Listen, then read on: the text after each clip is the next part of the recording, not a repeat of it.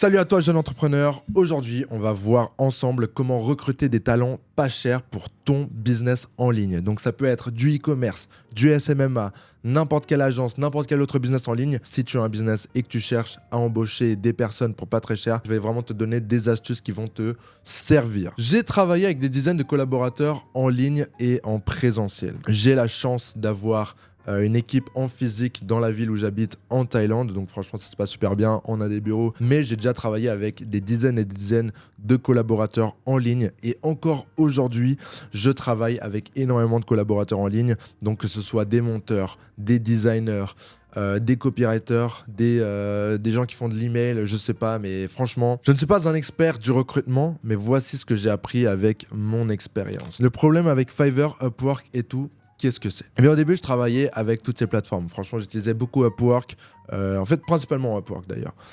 Le problème avec ces plateformes-là, c'est que c'est trop cher pour ce que c'est. Donc, la plateforme prend une commission et le problème, c'est que les talents, donc les personnes qui sont vraiment bons, eh bien, ils sont souvent surbookés et hors de prix.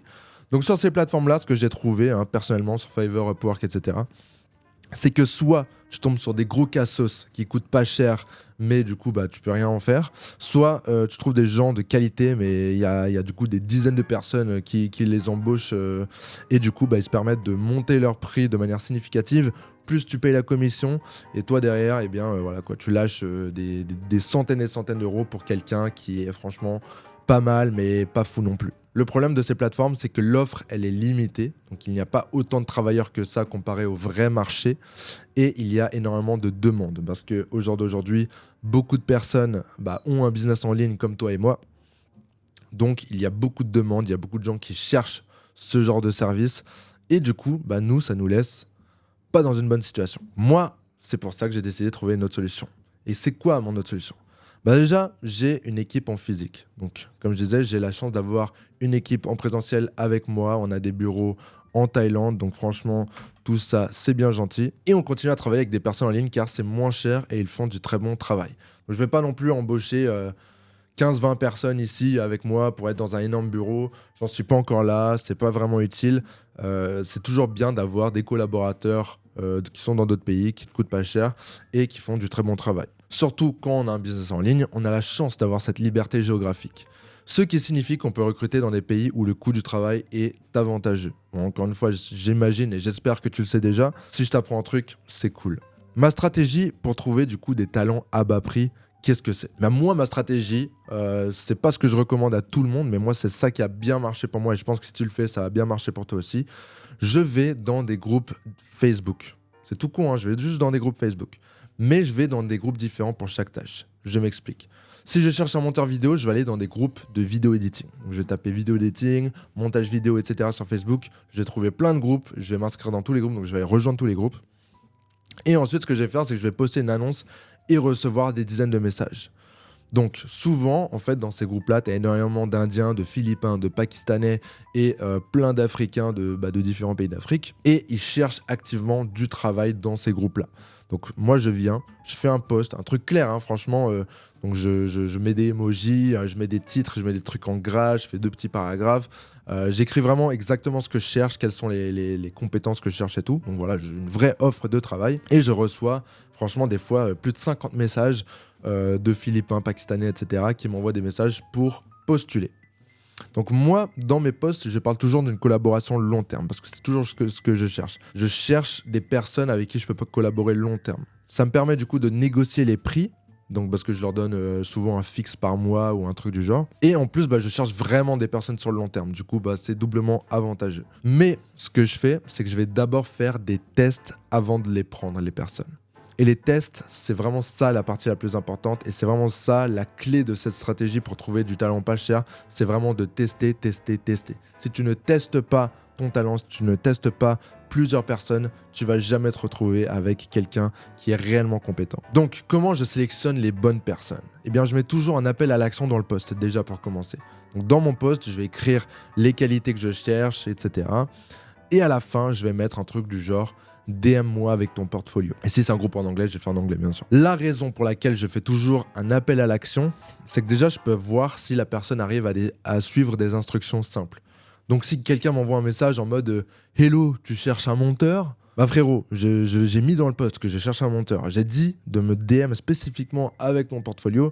Si tu viens que tu m'envoies des messages random comme ça, déjà, bah, je sais déjà automatiquement que tu sais pas suivre des instructions simples. Ensuite, dépendant de ce que je demande, que ce soit le portfolio, le CV, etc., je vais vérifier leur portfolio, leur CV.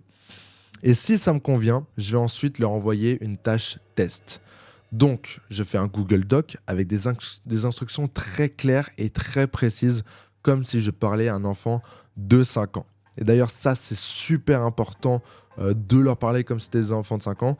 Et c'est pas péjoratif, c'est pas en mode un manque de respect ou quoi. C'est vraiment parce que c'est comme ça, quand tu te mets dans cette mentalité-là, je parle à un enfant de 5 ans et un enfant de 5 ans devrait pouvoir comprendre, eh bien, ça veut dire que tes instructions sont réellement clair. Et ça, c'est extrêmement important. Je peux pas souligner à quel point c'est important.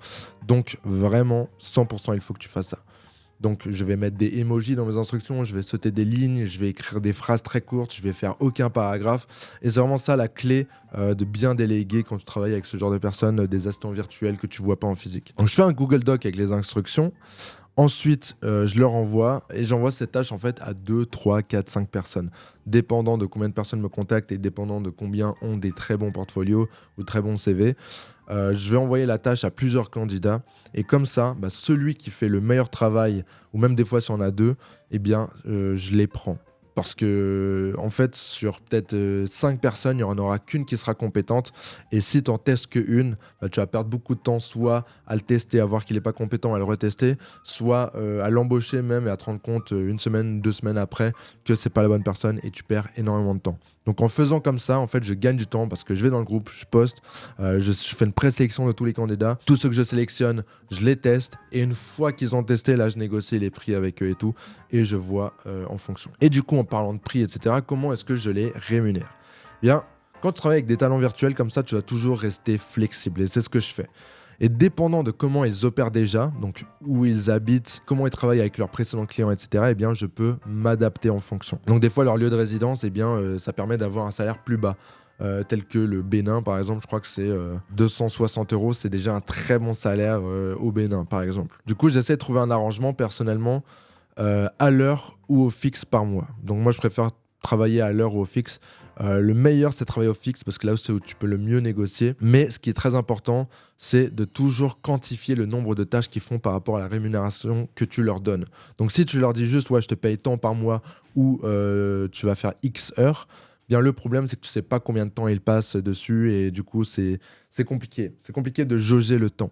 Alors que si tu leur donnes un nombre de tâches précises, par exemple, je vais te payer 400 € par mois et tu vas me faire 10 designs par jour. Encore une fois, c'est un exemple. Hein. Tu vas me faire 10 designs par jour, 5 jours par semaine, ça en fait 40 par mois. Voilà, c'est très clair. Tu me fais 40 designs par mois, je te donne 400 €. Et quand tu travailles de cette manière-là, eh bien, tu as beaucoup moins de problèmes parce que bah, c'est beaucoup plus dur de mentir, quoi. Si les 40 designs, ils sont pas là, t'as pas fait ton travail. Et donc pour le moyen de paiement, ce que je fais, c'est qu'en général, je fais soit des transferts bancaires, soit je les paye avec Payoneer, donc c'est une plateforme de paiement internationale, car pas tout le monde a accès à un compte en banque, donc surtout dans certains pays d'Afrique, mais même ailleurs, pas tout le monde a un compte en banque. C'est pour ça qu'aussi Upwork, c'est très populaire parce que ça donne un moyen aux travailleurs d'être rémunérés. Donc, moi, je te conseille de toujours rester flexible. Il ne faut pas que tu aies qu'un seul moyen de paiement. S'ils ne peuvent pas accepter des transferts bancaires, trouve une autre solution, discute avec eux. C'est super important, eh bien déjà qu'eux, ils se sentent épanouis et entendus. Et que toi, tu leur offres eh bien, déjà la possibilité d'être payé d'une manière ou d'une autre. Comme ça, bah, tu les fais pas galérer et ils peuvent se concentrer à faire du meilleur travail pour toi. En tout cas, j'espère que la vidéo, elle t'a plu, que tu as obtenu de la valeur et que tu vas pouvoir engager un maximum de talent pour faire exploser ta boîte. Et je te retrouve dans la prochaine vidéo. Ciao.